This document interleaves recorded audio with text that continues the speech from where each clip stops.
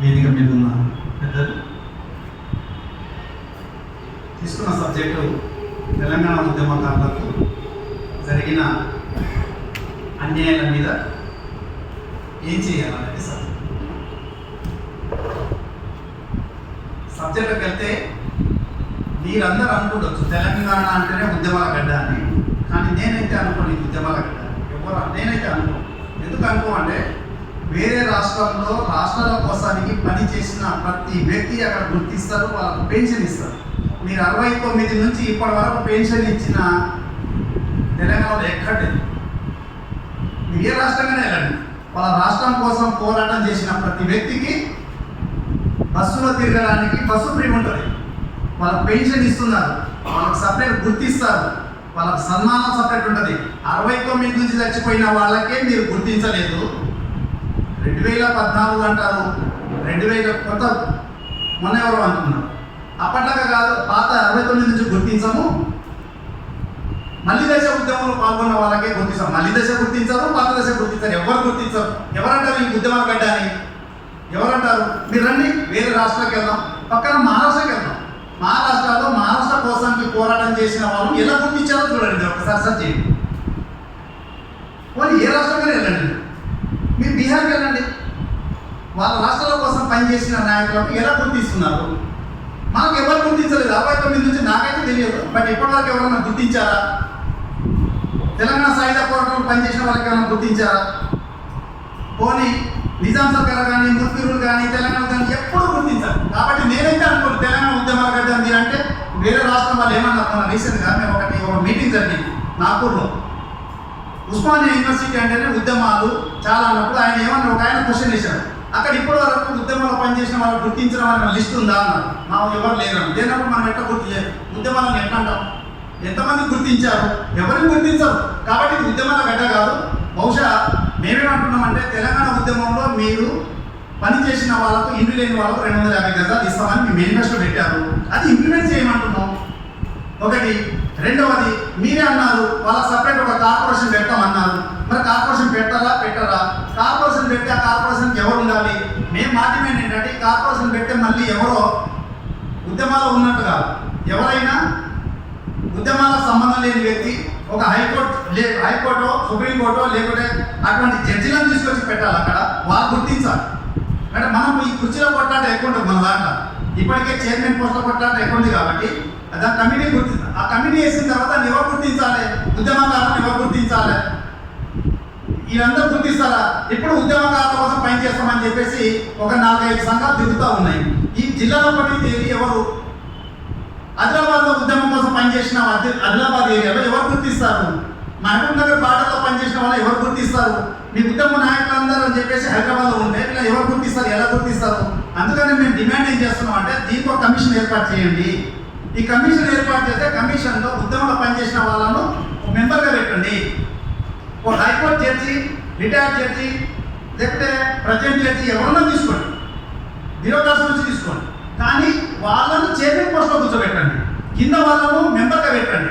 కానీ ఇప్పటి వరకు దాన్ని బూస్ట్ చేయట్లేదు. మీకు వచ్చిన 6 నెలల్లో ఇస్తామన్నారు, 6 నెలల్లో ఇప్పటి వరకు బూస్ట్ లేదు. దాన్ని మర్చిపోయారు. ఏదో హెల్త్ కార్డు అన్నారు, హెల్త్ కార్డు లేదు. కనీసం గుర్తించారా? ఇప్పటి వరకు తెలంగాణలో ఉద్యమకారులు మనం పనిచేసిన గుర్తించారా? గుర్తించలేదు. కాబట్టి మీ మేనిఫెస్టో ఏదైతే పెడతారో కనీసం అదన్నా డిమాండ్ చేయాలి, అదన్నా ఇంప్లిమెంట్ చేయమని చెప్పేసి డిమాండ్ చేస్తున్నాం. మరి కేసులు ఏమైనా ఎత్తేస్తారా? సరే, ఎట్లా మీరు గుర్తించలేదు? వాళ్ళ ఉద్యమకారుల మీద కేసులు ఉన్నాయి, మన కేసులు ఎత్తేస్తారా? ఎత్తియాలా? ఏదో క్లారిఫికేషన్ ఇవ్వమని చెప్తున్నాం. మీరు ఇంకా నానబెట్టి 1 సంవత్సరం, ఇప్పుడు 6 నెలలు దాకా 8 నెలలు అవుతుంది. ఇంకా మా అంటే 3 ఏళ్ళే గవర్నమెంట్ ఉండేది.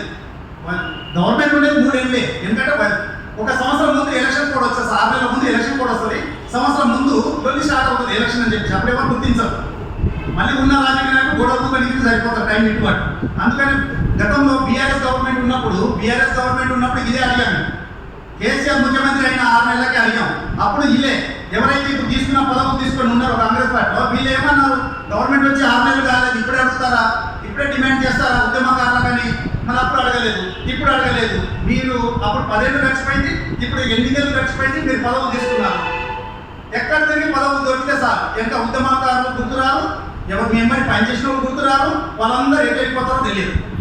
దెబ్బలు తిన్న ఒక బ్యాచ్, జెండా మోసుకొని తిరిగే దెబ్బలు తినే బ్యాచ్ అది కిందుంటే మీరు వెహికల్ మీద కార్ల మీద వచ్చి ముందర 4 బొమ్మలు కనబడి ఫోటో కొనబడి స్టేజ్ మీద మాట్లాడినంతా పదవులకు వెళ్ళిపోతున్నారు. ఈ 2 వర్గాలు ఉన్నాయి దీంట్లో,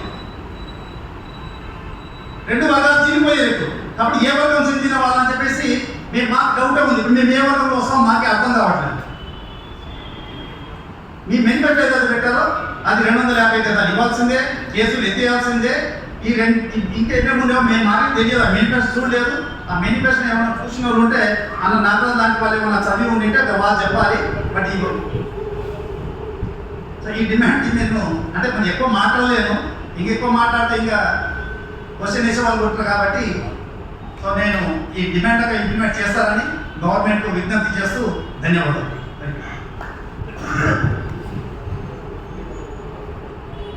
మిత్రులకు ఇది ప్రెస్ మీట్ నమ్మకం లేదా గట్టిగా మాట్లాడవచ్చు. ప్రెస్ మీట్ కాబట్టి అందరినీ 36 తమ ఉద్యమ సంస్థ నుండి తమ పార్టీల నుండి ఏం డిమాండ్ చెప్పాలని 2 నిమిషాలు చెప్పారు. మహిళగా తెలంగాణలో కీలక శక్తిగా పోరాటం చేసిన మా సోదర మాట్లాడాల్సి కోరుతున్నాం. ఈ సమావేశానికి ఇచ్చేసినటువంటి పెద్దలు జస్టిస్ చంద్ర కుమార్ సార్, అలాగే మన్నాల నాగరాజన్న, అధ్యక్ష వయస్సు మిగిలిన సోదరులందరికీ, సోదరి మన శ్రీరామానికి ఇచ్చేసినటువంటి జర్నలిస్ట్ సోదరులకి తెలంగాణ ఉద్యమంలో అన్నారు. ఇక్కడ ఇవాళ దాదాపుగా చాలామంది ఉద్యమంలో ఉన్నవాళ్ళు ఉన్నారు. అయితే తెలంగాణ ఉద్యమంలో తెలంగాణ యునైటెడ్ ఫ్రంట్ అనే సంస్థ ద్వారా ఇందాక మోహన్ అన్న మాట్లాడేది కదా, మోహన్ అన్న, విమలక్క, ఆ టఫ్లో మన్నార నాగరాజ్ అన్న కూడా ఉండే. మేము అందరం కూడా కలిసి పనిచేసినాం. తెలంగాణ యునైటెడ్ ఫ్రంట్ అంటే తెలంగాణ ఉద్యమంలో టీ జాక్ తోటి సరి సమానంగా అంటే కూడా ఒక అడుగు ముందేసి ఉద్యమంలో మరి అంత గట్టిగా ప్రయత్నం చేసినటువంటి సందర్భం మాది. ఎందుకంటే ఆంధ్ర పెట్టుబడిదారుల గుండెల్లో దడ పుట్టించకుండా తెలంగాణ సాధించడం అంటే కష్టం అనే ఉద్దేశంతో ఆ రోజు ల్యాండ్ పోలీస్ కానీ, ఈఎంఆర్ ప్రాపర్టీస్ కానీ, అదేవిధంగా మరి టోల్ గేట్ కానీ, వీటన్నిటి మీద కూడా బ్రహ్మానందరెడ్డి స్టాచ్యూ కానీ, బ్రహ్మానందరెడ్డి స్టాచ్యూ కేబీఆర్ పార్క్ దగ్గర ఉన్నటువంటి బ్రహ్మానందరెడ్డి స్టాచ్యూ ఆ రోజు పగలగొట్టినప్పుడు ప్రొఫెసర్ కేశవరావు జాదవ్ సార్ చనిపోయిండు, సార్ లేదు ఇప్పుడు. యాక్చువల్గా కేశవరావు జాదవ్ సార్ అసలు పేరు తెలుసుకోని వాళ్ళంటే నిజంగా తెలంగాణ ఉద్యమం కోసం వాళ్ళకి ఏం తెలియదు అన్నట్టు. చాలా మంది వాళ్ళ మసిపూసి మారకాయ చేసి తెలంగాణ బాబు, తెలంగాణ లెజెండ్, తెలంగాణ కానీ వాళ్ళు గొప్ప గొప్ప పేర్లు పెట్టుకొని ఏలేటోళ్ళంతా కూడా ఎవరు త్యాగం చేయలేదు. అందరూ తెలంగాణ పేరు మీద చెప్పుకొని భూములు, ఆస్తులు, వ్యాపారాలు పెంచుకున్న దుర్మార్గులు తెలంగాణ ద్రోహులే తప్ప నిజానికి వాళ్ళ తెలంగాణ అంటే ప్రొఫెసర్ కేశవరావు జాదవ్ సార్ ఆయన ఒక మరిదశే కాదు, తొలి దశ ఉద్యమానికి అంటే ముందు కూడా ఎప్పుడైతే ఆంధ్రాలు తీసుకొచ్చి తెలంగాణలో కలిపినో అప్పటి నుండి కూడా పోరాటం చేసినటువంటి నిజాయితీ గల, నిఖాసు గల తెలంగాణ ఫాదర్ ఎవరైనా ఉన్నారంటే ఈ తెలంగాణ రాష్ట్రంలో ఏకైక వ్యక్తి మరి ప్రొఫెసర్ కేశవరావు జాదవ్ సార్. ఇవాళ దీనస్థితి, హీనస్థితి ఏంటంటే ఈ దీనస్థితిలో, హీనస్థితిలో గొప్పలను చెప్పుకునే వాళ్ళు ఎవరికి కూడా ప్రొఫెసర్ కేశవరావు జాదవ్ సార్ అంటే తెలియదు. ఆయన ఉద్యమ త్యాగం అంటే తెలియదు. ఆయన విలువ ఏంటో తెలియదు.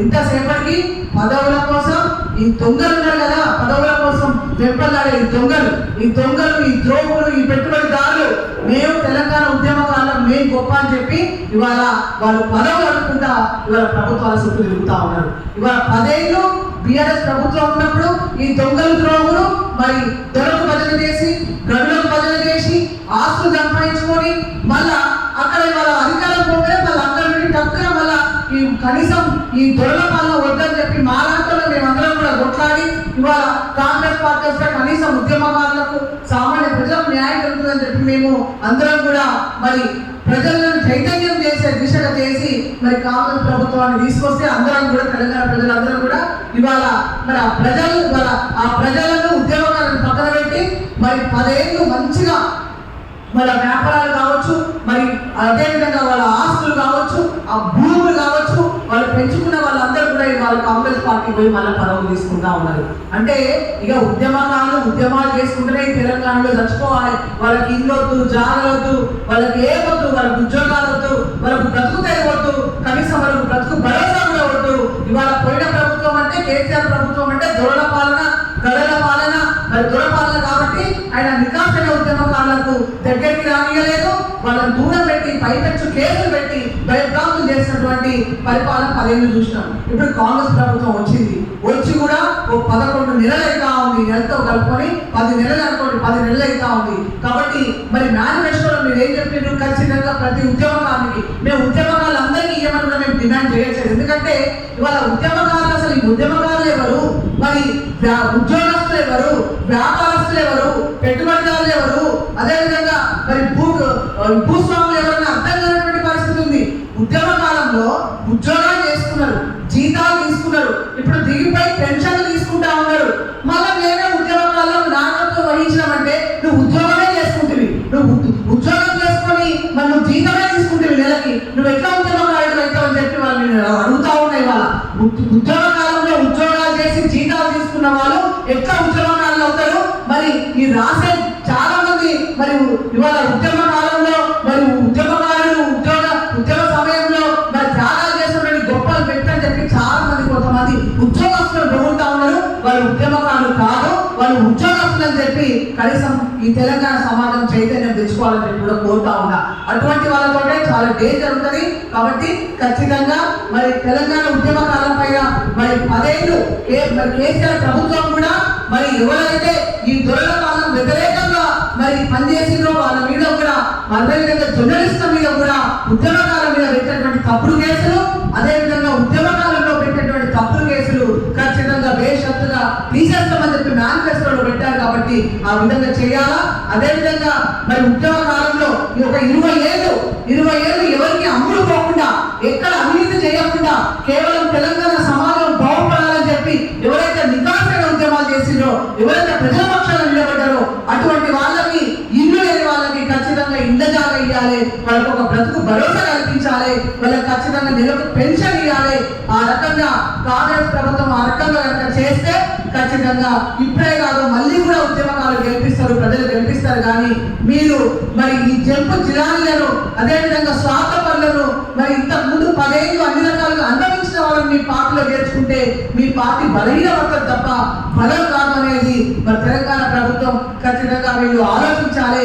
అదేవిధంగా ప్రొఫెసర్ కేశవరావు జాదవ్ స్టాచ్యూ తప్పకుండా కేటీఆర్ పార్క్ ఎదురుగా పెట్టాలని చెప్పి కూడా ఇవాళ మేము డిమాండ్ చేస్తా ఉన్నాం. ఎందుకంటే కాసు బ్రహ్మానందరెడ్డి ఆ రోజు 1969లో 369 మంది ఉద్యమకారులను మరి ఆయన హత్య చేసినటువంటి పరిస్థితి మనం చూసినాం. కాబట్టి ఖచ్చితంగా అక్కడి నుండి తీసి ఈ తెలంగాణ ఫాదర్ అయినటువంటి, ఈ తెలంగాణ లెజెండ్ అయినటువంటి, ఈ తెలంగాణ నికాస్ అయినటువంటి నిజాయితీ గల మరి ప్రొఫెసర్ కేశవరావు జాదవ్ సార్ విగ్రహం అక్కడ కేటీఆర్ పార్క్ ముందుండాలి.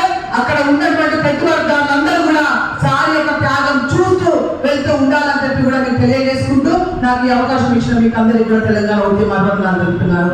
జై తెలంగాణ. మంచి సూచనలు ఇచ్చారు.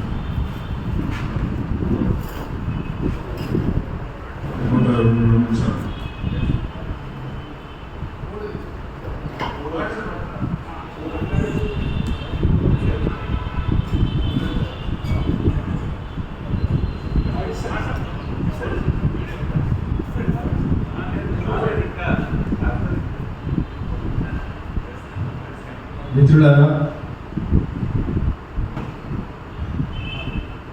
ఏ దేశమైనా కానీ, ఏ పోరాటమైనా కానీ, ఏ ఉద్యోగమైనా కానీ త్యాగాలు లేకుండా, త్యాగ పురుషులు లేకుండా, సాక్రిఫైస్ లేకుండా ఏ మూమెంట్ కూడా సక్సెస్ కాలేదు.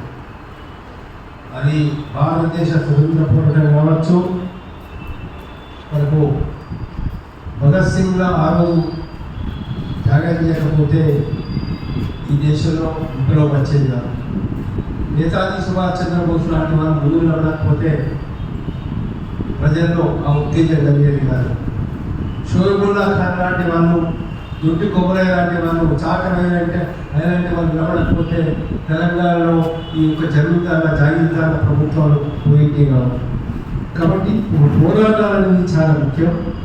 కానీ జరుగుతున్నది ఏంటంటే ఇవాళ త్యాగాలు ఒకటి, భోగాలు ఒకటి, కష్టం ఒకటి, సుఖం ఒకటి. కాబట్టి ఈ ఇష్యూ మీద ముఖ్యంగా తెలంగాణ ఉద్యమకారుల గురించి నేను మాట్లాడతాను. మిగతా వాళ్ళు మాట్లాడిన తర్వాత మనం ప్రయత్నిస్తాం. Thank you sir. అలాగే ఆర్ఎస్పీ పార్టీ రాష్ట్ర అధ్యక్షుడు జానకిరామన్ మాట్లాడుతున్నారు. 2 నిమిషాలైనా. మిత్రులారా, తెలంగాణ లౌకిక ప్రజాస్వామిక వేదిక ఆధ్వర్యంలో ఈరోజు ఈ సమావేశం ఏర్పాటు చేసినందుకు మొదట జస్టిస్ కుమార్ గారికి ధన్యవాదాలు తెలియజేస్తున్నాం. మిత్రులారా, 1969లో తెలంగాణ సాయుధ పోరాటంలో 349 మంది అమరవీరులయ్యారు. తర్వాత 2014 తెలంగాణ ఉద్యమం 2001 నుంచి దాదాపు 1200 మంది విద్యార్థులు అమరులయ్యారు. నాకంటే మన మిత్రులు చెప్పారు, వివిధ రాష్ట్రాల్లో ఆ రాష్ట్రాల ఏర్పాటు కోసం ఉద్యమంలో పాల్గొని త్యాగాలు చేసిన వారి కుటుంబాలకు గుర్తించి అక్కడ పెన్షన్ ఇవ్వడం, అదేవిధంగా వారికి ఉచిత బస్పాస్ సౌకర్యాలు కల్పించడం ఆ రాష్ట్రంలో జరుగుతుంది. తెలంగాణ రాష్ట్రంలో ఒక 10 సంవత్సరాలు ఒక నియంత్రణ పరిపాలన చూసాం, దొరల పాలన, గడిల పాలన చూసాం. ఆ పాలనను తల్లి కొట్టడానికి ఎంతోమంది ఉస్మానియా యూనివర్సిటీ విద్యార్థులే కానీ, తెలంగాణ నలుమూలల నుంచి ఉన్న విద్యార్థి ఉద్యమకారులే కానీ, న్యాయవాదులే కానీ ఈరోజు అన్ని వర్గాల ప్రజలు ఒక శక్తిగా ఏర్పడి టీఆర్ఎస్ ప్రభుత్వాన్ని పొందబెట్టడం జరిగింది. ఇప్పుడు తెచ్చుకున్న కాంగ్రెస్ పరిపాలన 9 మాసాలు పూర్తవుతున్నా ఇప్పటి వరకు తెలంగాణ సాయుధ పోరాటంలో పనిచేసిన వారిని కానీ, మొన్న తెలంగాణలో ఏర్పడడానికి కాంగ్రెస్ కోసం పనిచేసిన విద్యార్థి ఉద్యమకారులనే కానీ, జస్టిస్ చంద్రకుమార్ లాంటి వాళ్ళనే కానీ గుర్తించిన దాఖలాలు. అంటే ఎప్పటికీ వారి సీటును కాపాడుకోవడానికే ఈ ప్రభుత్వం ప్రయత్నం చేస్తుంది. ఇప్పటికైనా రేవంత్ రెడ్డి గారు గ్రహించి నిజమైన ఉద్యమకారులు ఎవరు, ఈరోజు ఈ 10 సంవత్సరాలు సఫలై తెలంగాణలో కాంగ్రెస్ ప్రభుత్వం ఏర్పడడానికి తమ శాయశక్తిగా ప్రయత్నం చేసిన మేధావులు ఎవరు గుర్తించి అలాంటి వారిని మీరు సలహాదారులుగా పెట్టుకుంటే మీకు మంచి సలహాలు ఇస్తారు. కానీ ఏదో పదవులను కాపాడుకోవడానికి, జాతీయ స్థాయిలో మీ నాయకుల మెప్పు పొందడానికి కాలయాపన చేస్తున్నారు తప్ప ఈ కాలాన్ని వృధా చేయకుండా ఇప్పటికైనా తెలంగాణ ఉద్యమకారులపై 2014 నుంచి పెట్టిన కేసులను తక్షణం ఉపసంహరించుకొని, అదేవిధంగా ఉద్యమకారులను భ్రమ పెట్టడానికి, భ్రమలో దించడానికి 240 గజాల స్థలాన్ని ఇస్తాను. మొన్నటి వరకు వారి నుంచి అప్లికేషన్స్ తీసుకొని అవి ఎంతవరకు సక్సెస్ అవుతుందో తెలియదు. కారణం ఏంటంటే మిత్రులు చెప్పారు, నా 5 సంవత్సరాల కాలంలో 1 సంవత్సర కాలం వృధా అయింది, ఇక 3 సంవత్సరాలు ఉంది. సంవత్సరం అయితే ఎలక్షన్స్ అడవుల్లో ఉంది.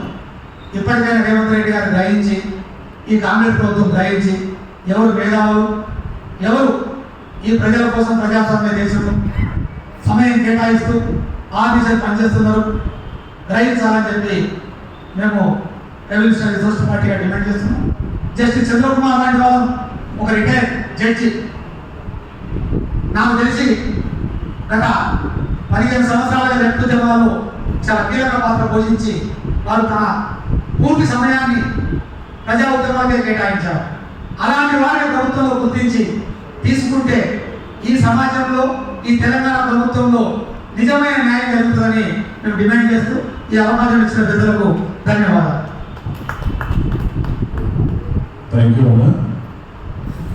ముఖ్యంగా ప్రశ్నితులకు ఒక విజ్ఞప్తి, గతంలో తెలంగాణ సామాజిక న్యాయం చేసి అని జస్టిస్ చంద్రకుమార్ ఆధ్వర్యంలో 6 రోజులు మేము సామాజిక న్యాయం చేసి అని ఏర్పాటు చేసి ఉంటుంది.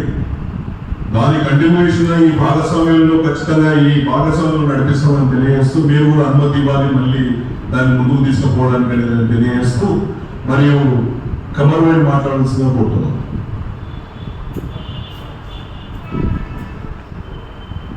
हमारा जनाब जस्टिस चंद्र कुमार साहब, प्रोफेसर अनवर साहब, इस्लामुद्दीन और सुंदर बेगम और नागर साहब और हमारे तमाम साथियों तमाम को और हमारे दूसरे साथियों में यहाँ बैठे हुए उनके नामों से वाकिफ है। बहरहाल जानकी राम और तमाम लोगों को मेरे तरफ से सलाम। आज हमारे तेलंगाना के अंदर हम भी तेलंगाना में शुरू से 2001 से तेलंगाना के लिए हमने भी जद्दोजहद में हिस्सा लिया और डे वन से हम तेलंगाना के लिए लड़े और तेलंगाना हासिल करने के लिए हमने पूरी कोशिश की। और तेलंगाना में जो केसीआर साहब जो फर्स्ट टाइम जब हैदराबाद के ऑफिस के आने हुआ वो मेरे ऑफिस से स्टार्ट हुआ था और हैदराबाद में आने के बाद जिस वक्त केसीआर साहब का ये बोलना था कि हर एक के साथ हम इंसाफ करें और जो भी लोग थे तमाम के तमाम को ये एश्योरेंस देते थे पूरे यूनिवर्सिटी के स्टूडेंट्स को और जो अपने ट्रेड यूनियन के लीडर्स को और तमाम जो भी लीडर्स थे हर पार्टी के लीडर्स थे एम्प्लॉइज को तमाम को ये एश्योरेंस देते थे कि तेलंगाना आने के बाद ये सुनहरी तेलंगाना हो जाएगा और तमाम खुशहाल रहेंगे। यही सोच के हमारे तमाम तेलंगाना के लोग इसमें पार्टिसिपेट करें। उसका नतीजा ये हुआ कि हमने कई ऐसे क्रिमिनल केसेस भी हमारे ऊपर बुक हुए क्योंकि गवर्नमेंट ने दूसरों को की। जाहिर सी बात है कि जब तेलंगाना के लिए जब हम चल रहे थे तो तेलंगाना नहीं मिलेगी तुरंत में।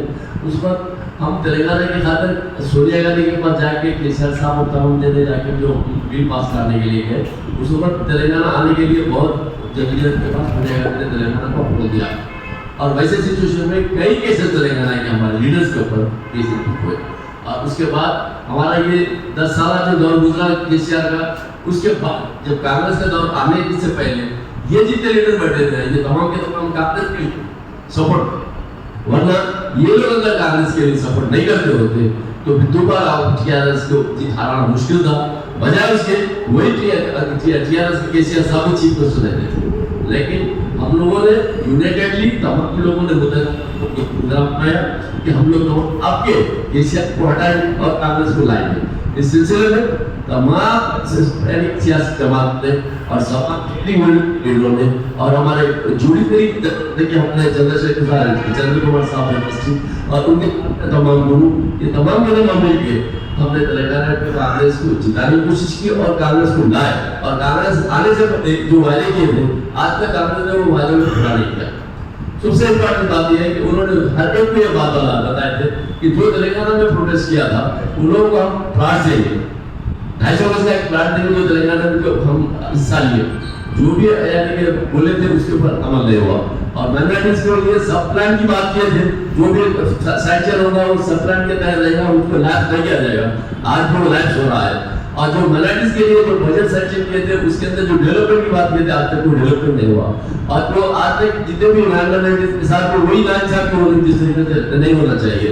आज तमाम चीजों को सामने रखते हुए हमारी अपील है रेवंत रेड्डी साहब से कि जो भी क्रिमिनल केस बुक हुए हैं भले क्या हो तो सही है तेलंगाना एजुकेशन में हो जो कि हम तेलंगाना के लिए हमने लड़ा था तो उसमें जो हमारा प्रोटेस्ट अपने पर्सनल लड़ाई के ऊपर नहीं है बल्कि ये एक आपके तेलंगाना के लिए हमने लड़े थे। तो तेलंगाना के लिए जो भी लोग लड़े थे उनके ऊपर अगर कोई केसेस है जो पेंडिंग है तो उसको फौरिया इसको क्लोज कराइए ताकि लोगों को ये बात का यकीन हो कि हमारे रेवंत रेड्डी साहब ने जो बात कही थी तेलंगाना के तमाम लोगों के साथ इंसाफ होगा तो वो उसमें इंसाफ हुआ। पर ये चंद मुझे थोड़ी सी मौका दी बात करने का, इसके लिए मैं हमारे तमाम लोगों से शुक्रिया अदा करता हूँ और